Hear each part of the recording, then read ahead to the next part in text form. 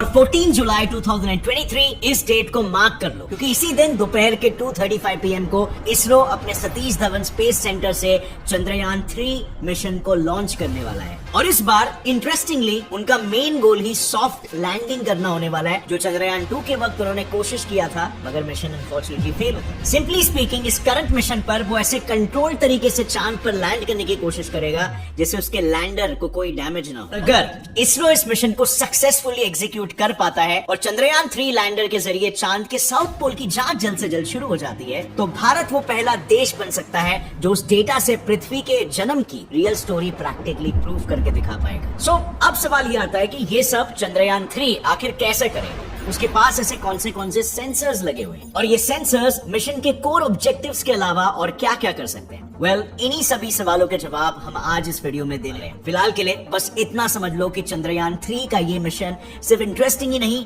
बल्कि equally challenging भी होने वाला है। क्यों? सबसे पहले तो मून पर सॉफ्ट लैंडिंग करना ना मार्स पर सॉफ्ट लैंडिंग करने से भी ज्यादा मुश्किल है। एंड यस, वही मार्स जिस पर मून के कंपैरिजन में 33 टाइम्स ज्यादा क्रेटर्स हैं। Now wait, let me explain.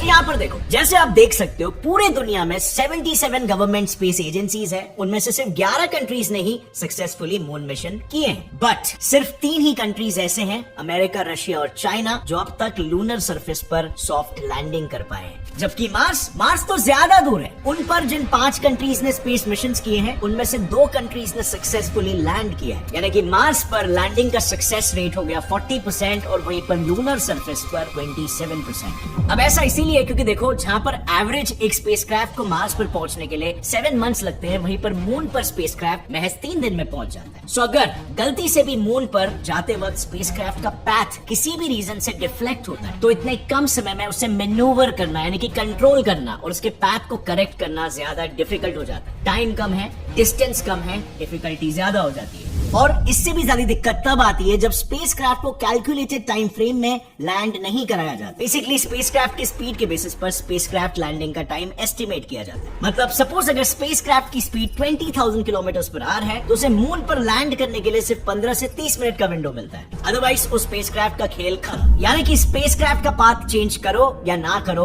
वो क्रैश होने ही वाला है। ऊपर से सिर्फ यहीं पर सॉफ्ट लैंडिंग की मुसीबत खत्म नहीं होती, क्योंकि सपोज इस टाइम फ्रेम में टचडाउन स्टार्ट भी कर दिया, बाकी चीजें हैं जो कि लैंडर्स में प्रॉब्लम क्रिएट करें, जैसे कि उस लैंडिंग साइट का लोकल एटमॉस्फेयर।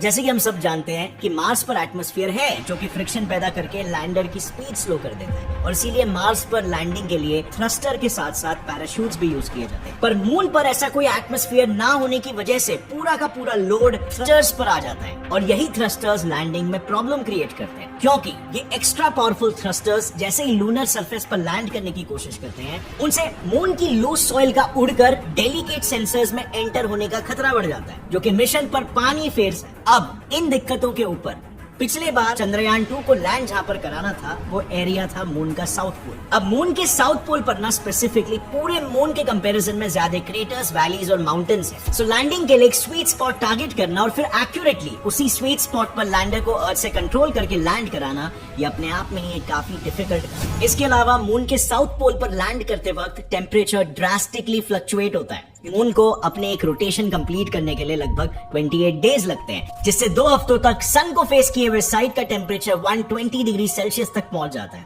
और वहीं पर दूसरे साइड का टेम्परेचर -230 डिग्री सेल्सियस तक रहता है। और साउथ पोल इन दोनों रीजन्स का जंक्शन है। अब अगर गलती से भी लैंडर साउथ पोल पर अचानक से लैंड हुआ, तो टेम्परेचर डिफरेंस की वजह से एक थर्मल शॉक जनरेट हो सकता है, और अगर थर्मल शॉक जनरेट हुआ तो लैंडर की हालत बिल्कुल इस ग्लास की तरह हो जाएगी। इसमें जैसे आप देख सकते हो, गर्म पानी डालते ही ग्लास चटक गया, बस वैसे ही लैंडर के पुर्जे भी आसानी से जाएंगे। बट चलो, अब इन सभी प्रॉब्लम्स को टैकल करते हुए let's say ISRO lunar south pole पर अपना लैंडर लैंड भी कराता है, फिर भी उसके साथ कम्युनिकेशन टूटने का खतरा तो रहता ही है। तो देखो, आपको शायद पता नहीं होगा, पर चांद के सदर्न पोल पर ऑलमोस्ट 24/7 अंधेरा ही रहता है। जब दिन भी होता है तो सिर्फ होराइजन पर ही सन दिखाई देता है, जिसकी वजह से क्रेटर्स और माउंटेन्स के पीछे छुपे कुछ एरियाज ने तो मून के फॉर्मेशन से लेकर अब तक सन देखा ही नहीं है। अब ऐसे में लैंडर के सोलर पैनल्स कैसे काम करेंगे? बस इन्हीं सब रीजंस यानी कि लैंडिंग साइट डिटेक्ट करने के लिए इनफ समय ना मिलना, डस्ट से सेंसर्स खराब होना, लूनर साउथ पोल के हार्श टेम्परेचर और सरफेस की मार और कम्युनिकेशन इश्यूज, इनकी वजह से कई बार लूनर सॉफ्ट लैंडिंग्स फेल हो जाते हैं। अब चंद्रयान 3 में इन प्रॉब्लम्स को हैंडल करने के लिए इसरो ने एक ऐसी यूनिक स्ट्रेटेजी का इस्तेमाल किया है कि अब की बार सॉफ्ट लैंडिंग में प्रॉब्लम्स आने के चांसेस ना के बराबर है। उन्होंने सॉफ्ट लैंडिंग की डिफिकल्टी को सॉल्व करने के लिए चंद्रयान 3 के लैंडर के लिए लकीली एक ऐसा स्पॉट ढूंढ निकाला है जहां ना क्रेटर्स और माउंटेन से भरा अनइवन सरफेस है और ना ही ड्रास्टिकली अनइवन टेम्परेचर्स। ऑल्सो जब 14 जुलाई को चंद्रयान 3 लॉन्च होगा तब वो सबसे पहले 5 बार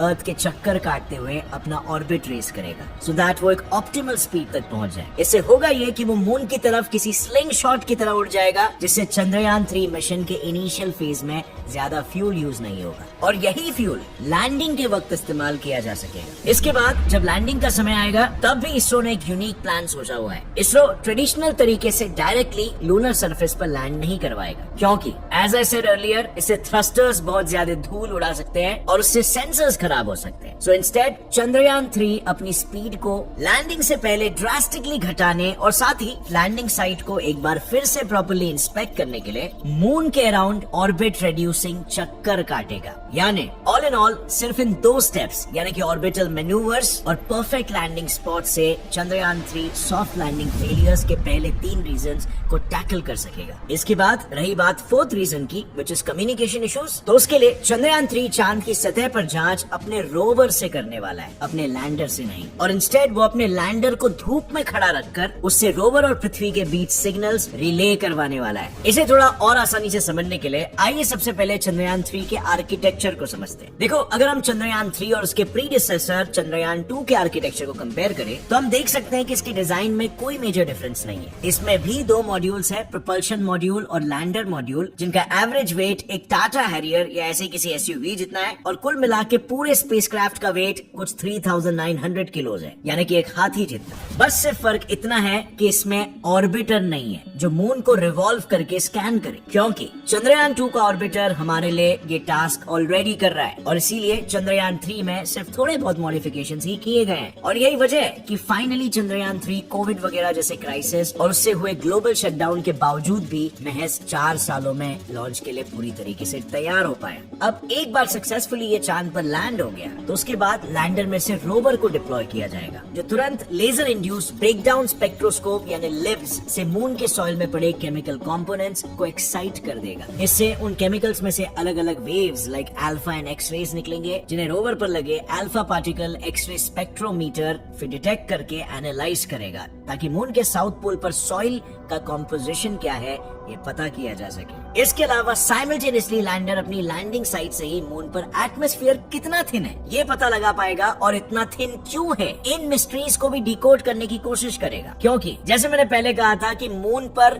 ना के बराबर एटमॉस्फेयर है। पहले तो लोगों को लगता था कि मून में एटमॉस्फेयर है ही नहीं, लेकिन रीसेंट स्टडी में मालूम पड़ा कि मून के 10 किलोमीटर ऑल्टीट्यूड तक एक बहुत ही थिन आइनोस्फीयर या सिंपली चार्ज पार्टिकल से भरा एक हल्का सा एटमॉस्फेयर का लेयर है और जिसके एग्जिस्ट करने का एक्यूरेट रीजन अब तक किसी को नहीं मालूम। तो चंद्रयान 3 का लैंडर बेसिकली अपने रैम्भा और चेस्ट इन सेंसर्स की मदद से मून के आइनोस्फीयर के हीट कंडक्शन प्रॉपर्टीज और तापमान के बारे में हमें प्रिसाइज डेटा देगा। इसके अलावा मून पर अर्थक्वेक्स डिटेक्ट करने के लिए लैंडर पर इंस्ट्रूमेंट फॉर लूनर साइस्मिक एक्टिविटी यानी इल्सा डिटेक्टर फिट किया गया है और लैंगमुर प्रोब यानी एलपी भी लगाया गया है, जो सन से आती हुई प्लाज्मा वेव्स को डिटेक्ट कर पाएगा। यानी इन शॉर्ट मून का एटमॉस्फेयर पूरी तरह से सूरज के पावरफुल रेडिएशंस का नतीजा है या फिर चांद के केमिकल कंपोनेंट्स का। इसका एक एग्जैक्ट आंसर हमारा चंद्रयान 3 पता लगा सकता है। लेकिन ये तो हुई सिर्फ लैंडर और रोवर की बात। इसरो ने प्रोपल्शन मॉड्यूल को भी 2-in-1 के जैसे इस्तेमाल किया है। फर्स्टली उन्होंने इस पर स्पेक्ट्रोपोलैरिमेट्री ऑफ हैबिटेबल प्लैनेट अर्थ यानी शेप नाम का एक इंस्ट्रूमेंट इंस्टॉल किया है,